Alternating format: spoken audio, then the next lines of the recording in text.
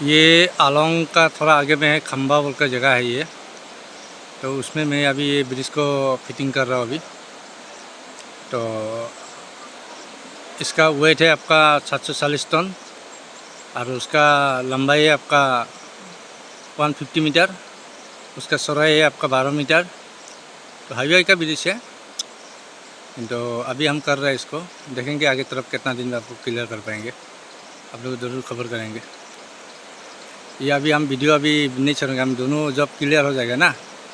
आज आपका आ गया 2026 6 महीना का, तो इसमें आपको क्लियर करने वाला वीडियो हम देंगे आपको साथ, दोनों मिला के एक साथ कितना दिन में आपको क्लियर कर पाएंगे हम। मेन बात जो अभी सामान का हम लोग का थोड़ा प्रॉब्लम आ रहा है, उसी कारण से। नहीं तो हम पूरा ऑल कंप्लीट आपका 4 से लेके 5 महीने का अंदर हम दे पाना था। अभी देखेंगे तो भी कोशिश करके क्या होगा, करना तो है, थोड़ा टाइम लगने से भी।